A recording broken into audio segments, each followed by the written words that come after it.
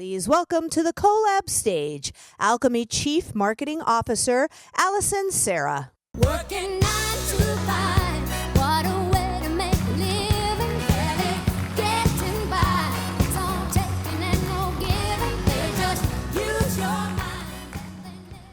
You gotta salute Dolly in her queendom, okay? I think it's like a law in Nashville, you must love Dolly, who doesn't? Thank you, Quantic. Thank you so much. That was such an inspiring story. Every time I see it, I get a little verklempt, so we're gonna get through this today. Welcome, y'all. We're so glad to have you here again on day 3 of Collab.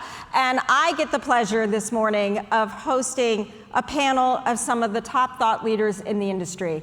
At Collab, it's important to us that we not just give you alchemy updates, but that we bring you the voices from around the industry that are shaping the industry, that are tracking the latest trends that are important to you. So, without further ado, let's get started. Ladies and gentlemen, please join me in welcoming to the Collab stage Theo Lau with Unconventional Ventures, Jim Perry with Market Insights, and welcome back Jennifer White with JD Power.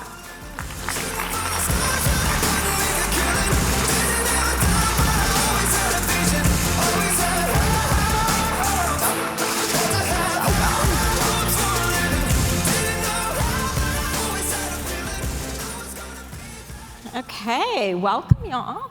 Hopefully everybody's rested from last night. I know our panelists are. We were good students last night. We came back to our rooms at a reasonable hour so we could be fresh for all of you this morning. We're gonna get started with a topic that is near and dear to my heart because it feels like it's on every media headline in recent years, and that is the great generational wealth transfer that is afoot. The media reports that in the next 20 years, some $84 trillion of wealth will pass hands from older to younger generations. But when we go to regional and community financial institutions and ask the question, do you think that the wealth transfer is media hype or do you think it's real? Would you be surprised to know it's a draw? It's 50-50. Half of them believe that it's real. Half of them believe it's actually being overblown by the media. So I want to start with our great panelists and ask, which camp are you in? I would say it's devil in the details. It depends who you talk to. Let's not forget rising cost of healthcare and long-term care costs. All of these are real. And we are getting older. We're also living longer. And I think the other part of it is that we don't think enough about as the generations progress and as the wealth, quote unquote, does get transferred from one to the other, are we going to also be increasing the disparity between different demographics? Theo, that's something that has been reported, right? It's a wealth transfer, but it's the case where the rich get richer and the poor not so much. But about 8% of the wealth is supposed to transfer among, quote, everyday Americans. That's still over $1 trillion in just the next 10 years. So that's not pocket change, but you're right. The vast majority is still a pretty big, the wealthy getting wealthier. Jim, I want to go to you. What's your point of view? You know, even when you account for that kind of unequal distribution of that wealth, you have to stop and consider that the 2 oldest generations right now are sitting on about 95 trillion, approximately, worth of wealth. And the fact is, you look at those older generations, I know we don't want to kind of deal with our own mortality, but they are going to leave the planet at some point. And depending on your region, depending on your customer base, all the rest, that can have significant change. But there's 2 things I think that's important to remember. First, that initial transfer is not going to be generational. It's going to be between spouses. And guys, you know we go first.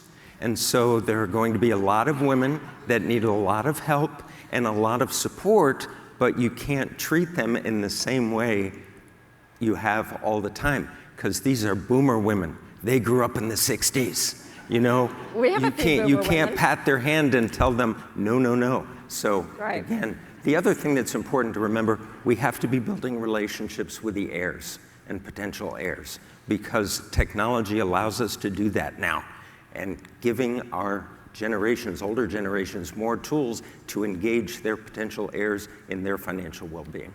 Love that. Jim, you didn't bring the mood down at all, by the way. I'm sorry, all the men in the room. I do wear pink on Wednesdays, but I have nothing against you, I promise.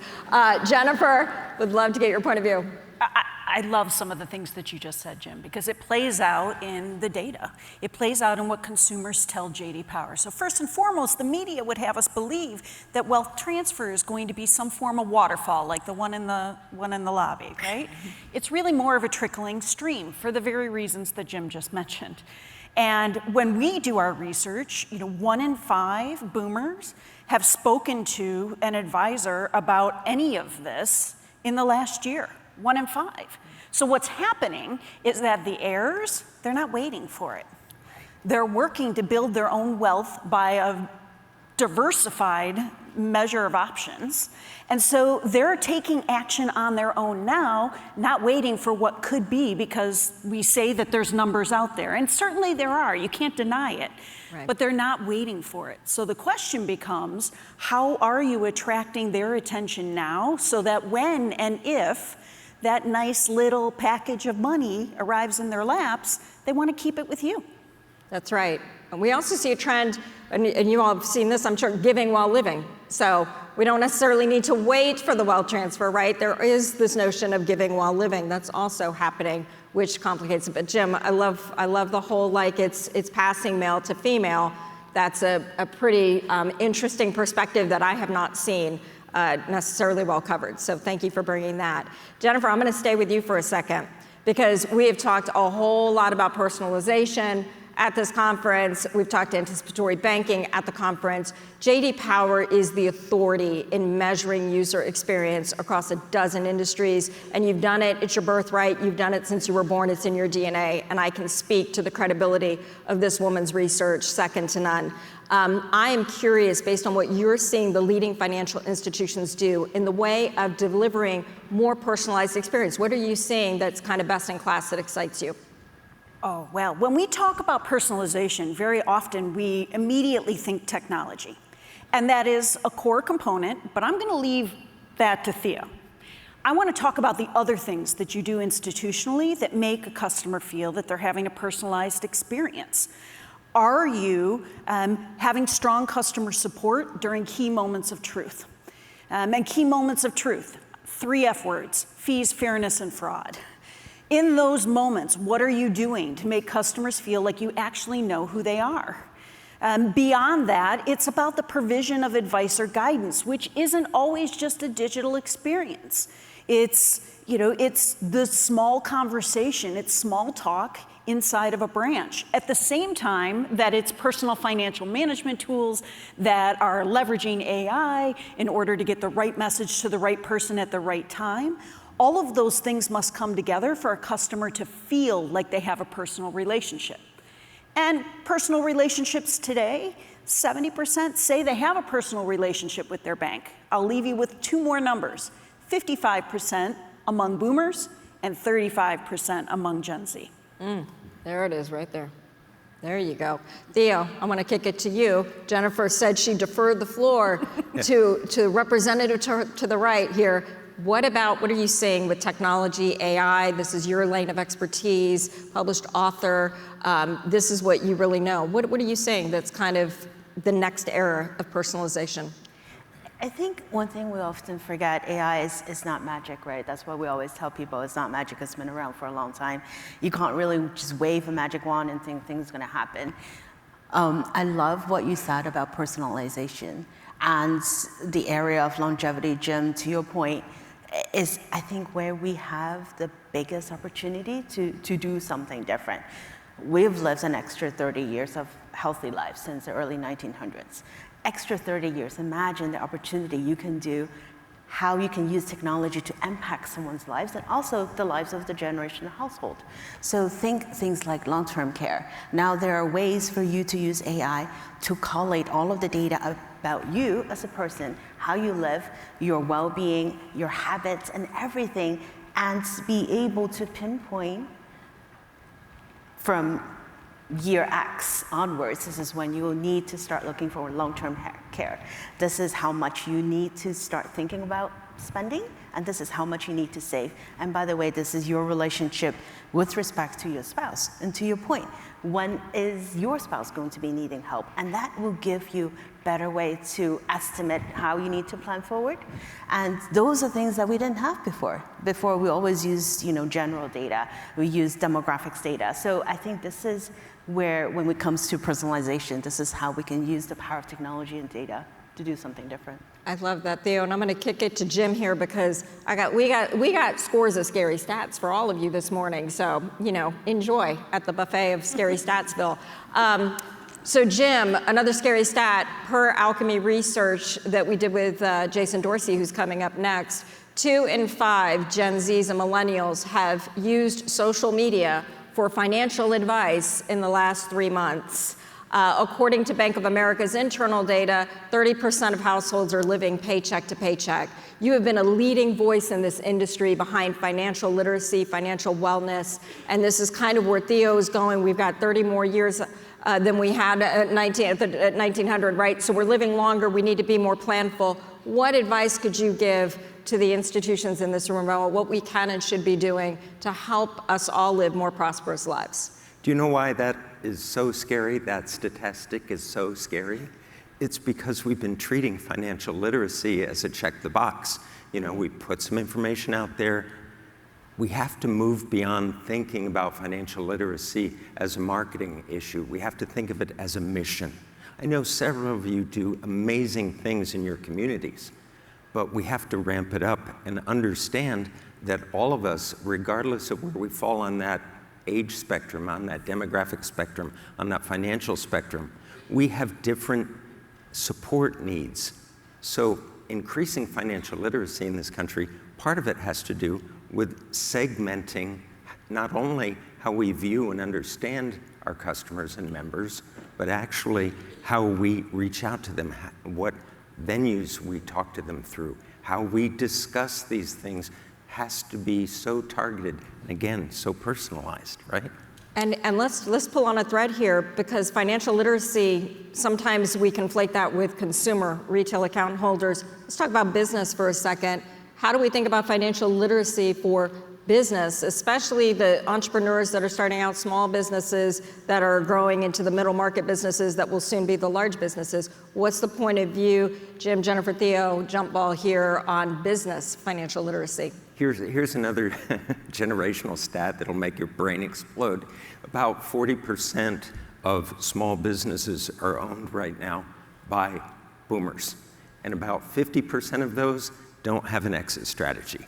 They do not have a plan for how they're going to close their business, how they're going to bring their business on forward. And what we're already seeing, our businesses are shutting down because they just didn't know what else to do. They were ready to retire, so they closed. That has impact on communities, that has impact on families, and most importantly, at the end of the day, we have to kind of rethink our teams. Your commercial bankers could be the best coaches on the planet. Think if you were offering that financial wellness kind of checkup for a small business in your community. That can make a world of difference. But I think this is also where we see opportunity. Instead of looking at segmentation the same way we always do by how many birthday candles you have on the cake, which I'm over half a century old, for those who are wondering, we can actually think of life stages, right? Because someone who is 52 years old sitting in the audience is likely living a different life than I am, likely have different needs, right? And this is where we can use, again, the power of data to differentiate the value that you're creating for your members, and also creating something different for you as a household or a small business owner. Absolutely. So if I can be a data nerd again for Please. one quick second. I love that you use the word life stages. In both our consumer research and our small business research, we have drivers of satisfaction. I could get all nerdy and talk about it, but let's just say that when a customer says yes, it delights them to such a point that satisfaction significantly increases. Communicating information around life stages is one of those delighting factors in both of those bodies of research. So it might not be life stages in the business world, maybe it's business stage, whatever word we want to put in there. But in both areas, the idea of connecting communications and interacting based on meeting customers where they are, that is what takes a customer from being, I'm happy to be here, to I'm delighted to be with you. That is so fascinating. And we've been talking, like, because we talk turkey as a panel, you all know this, like we actually do rehearse these things, but this is also very organic. And we've talked kind of in our conversations about this notion of primacy, because I want to pull on this thread because we've kind of talked about it behind closed doors. Let's air it out on the stage. It used to be exclusivity, right? We had one financial institution, that was your bread and butter, and those days have long since gone since the Earth's crust hardened, right? We are no longer in that generation. Now we're in this generation where we understand there are multiple financial relationships that consumers and businesses have with different providers, and we've been talking as an industry for years now about primacy. And it's something I know many of you in the audience are always asking, how do I retain primacy? My question for the panel is primacy still the right pursuit, or is there something else? And if it's the right pursuit, how do we think differently about the relationship changing, Jennifer, that you just went through about these stages? How do we think differently about creating and cultivating a long-term relationship with account holders who, let's face it, are going to have multiple financial providers in their life? Jennifer, you want to start? Well, so primacy is still a goal. You want to be the all-inclusive provider. You want to, when they're in your mobile app, we don't all have 200 mobile apps on their phone. On average, a customer has between 2 and 3 deposit accounts in different locations. Do they have all of those mobile apps on their device? No, they probably have 1, maybe 2 of them. So you want to keep them contained with your organization. While they might be shifting money, and 17% of customers shifted money away from their primary bank to a secondary deposit institution in the last 3 months. 60% moved more than 10% of their money. Now, some of that is organic. It's moving money where it needs to go to pay an auto loan. But the rest of it is chasing rates. It's looking for people who have better personal financial management tools so that they don't go to TikTok to get their financial advice. Please. It's all of those types of movements that are happening that you need to be focused on how you move beyond transacting and into value-added interactions in order to capture a customer's attention. I think it really boils down to this fact that the idea of primacy, the way we've held it for so long, we have to step outside of our banking bubble long enough to realize that these days not only do people have more tools at their own disposal, they also have an environment that's constantly inviting them to kind of take that financial relationship and spread it around faster. And it's not just that one-time thing. It's constant. It depends on the economy. It depends on the personal situation. And I think that's the thing to know, is the concept is a moving target. It's something that as the economy shifts, as life stages shift, people are going to keep kind of redefining it. And we have to redefine it with them if we hope to move forward. And one of the best keys is that transactional data that you have. You're going to be able to watch what's happening, but you have to mine that data or you'll miss those signals. For the record, Alchemy agrees wholeheartedly with that statement, Jim. Theo, I want to get your perspective on this. Yeah, I think it will be silly to think that over the last few decades we haven't changed the way that we live and work, right? So as that shifts, our needs are changing. And we already talked about life stages. And so consumers inherently, they will want to go look for something that works. And so the whole concept, I'll go back to generations. Generational banking is something that I hope we can see more, because none of us make decisions in a vacuum. We don't make decisions in a silo. When I open a bank account, when I do things, when I make a purchase, when I make plans for the future, it's not just about me as a person. It's about my parents, who are almost 80. It's about my children, who are teenagers. It's about my business and also my longevity, right? So where can I find something? And it doesn't have to be one primary entity, but where can I find a solution that can understand me enough to help me plan for all of those changes, which, by the way, is dynamic. It's like getting into a car. right? We have a GPS, we don't think twice, we don't use a paper map. You know, I'm old enough to remember AAA maps. Oh, maps right? go. But we don't do that anymore. We trust the apps that we have on the phone to guide us to where we need to, if there's traffic conditions, if there are road closures, etc. Why can't we do that with our money? I love that, Theo. Let And me jump Jim? in for just a minute, because I think the fundamental lesson in all of it, we have to keep kind of moving and changing and adding value, because it's not just about getting that product, getting it set, here you go. You've got to keep meeting the needs as those needs change, which means you can't just set and forget. That's right. I Jennifer? think it's important to recognize why someone would go on TikTok and buy a Google Sheet made by a girl named Allison, who they don't know, who may be all of 18 years old for all we know. There's a reason for that, and it's this understanding that spans generation of I don't know what I don't know. We have a fraud study at J.D. Power, and we ask customers, what have you done in the last 90 days to make sure that your account is safe and secure? And 8 in 10 customers, oh, I'm on it. I'm there and I'm ready to go. And so they're going to put the seatbelt on, they feel like they're good, but the reality is all of the technical solutions that's on the list that they could be doing, the things that you want to encourage them to do, like download the most recent version of their mobile app, that's done in the teens, the single digits, sometimes in terms of frequency.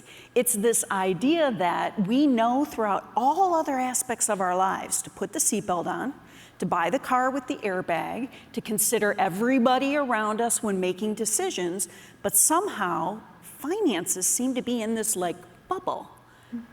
And frankly, we have to pop it. Yeah. Absolutely. Opportunity.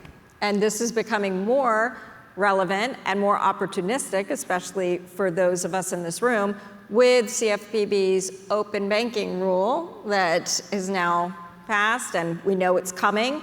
And Theo, you have got a real finger on the pulse globally at trends where open banking has been around for more than a minute.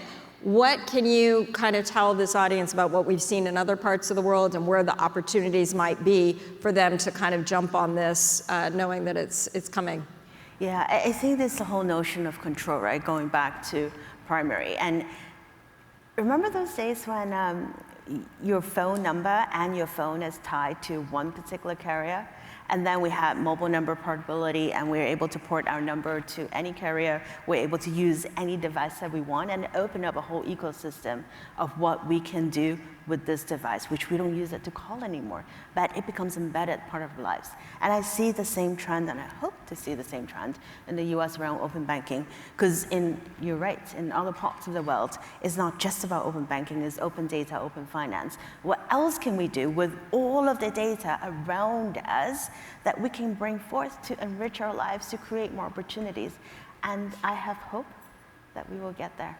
Absolutely. And our research shows, by the way, that 38% of digital banking consumers, if it were easy for them to port their banking data over to another provider, such as their billing history, their recurring payments, et cetera, 38% would change primary financial institution status.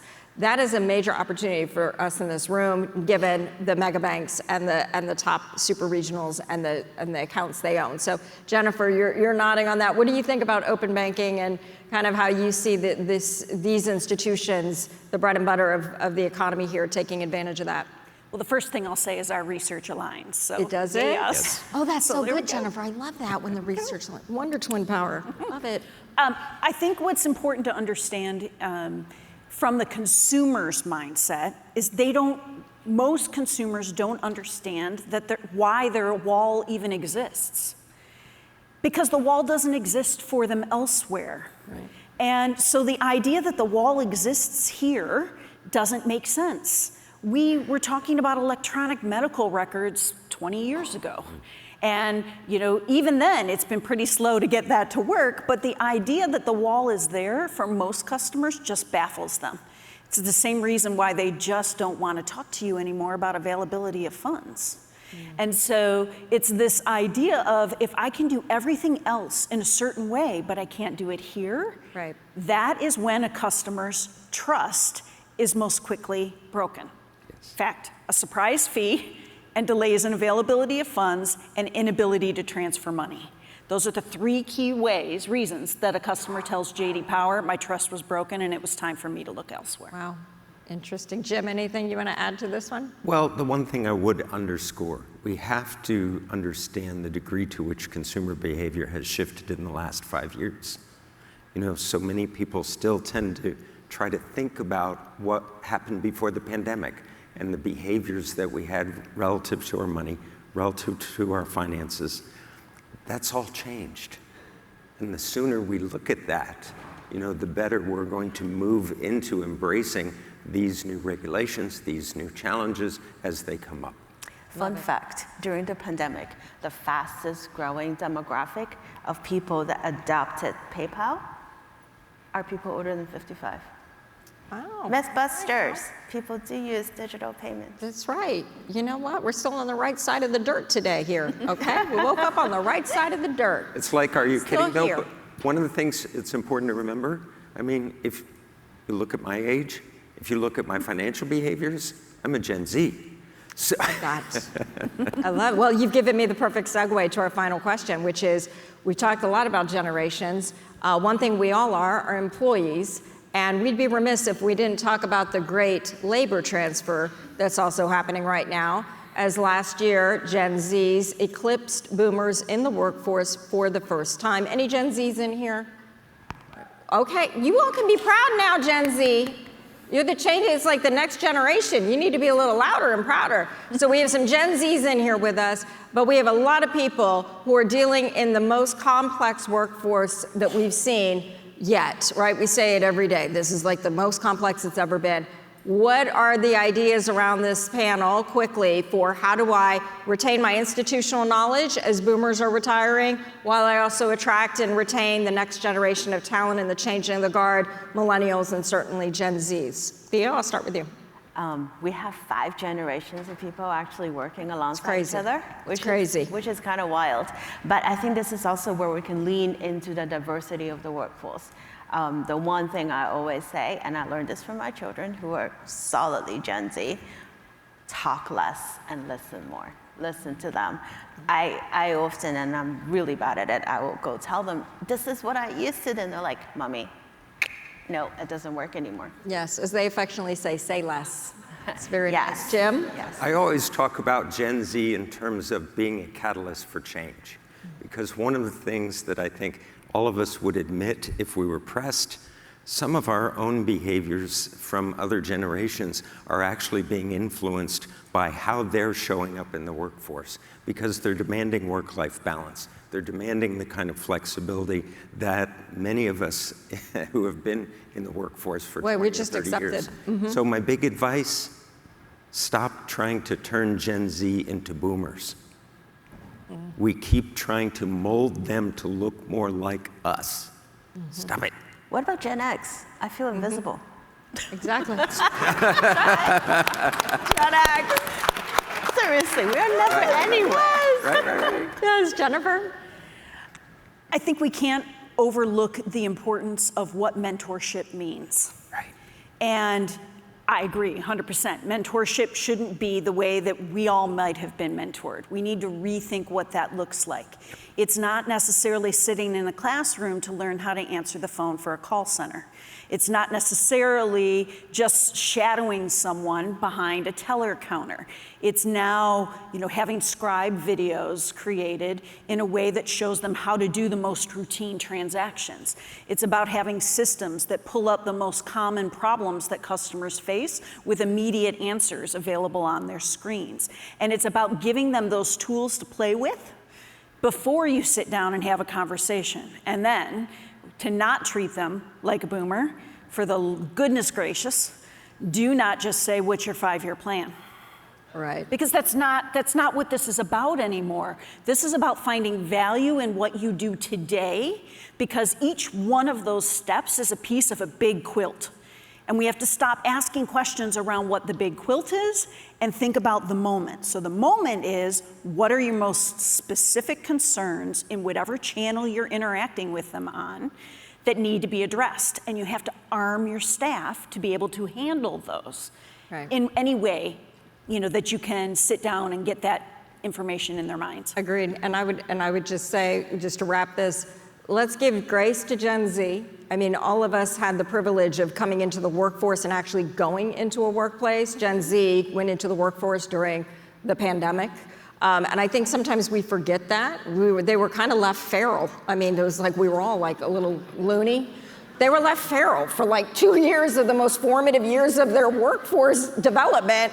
Give them grace and learn from them, because they can teach all of us some things. Oh my gosh, feral Gen Z. Yes. You talked, Right? it's like, you Give them talked about grace. mentoring though. One quick addition. Yes. You have to think about reverse mentoring. Yes. There's a lot that Gen Z can teach the older generations in the workforce about technology, about becoming, especially as we bring AI tools into, they're the ones that are already using them. That's absolutely right. You're the tip of the spear, Gen Z. And we're all about learning here at CoLab. So we'll end it on that note. Let's give a hand to our great panelists.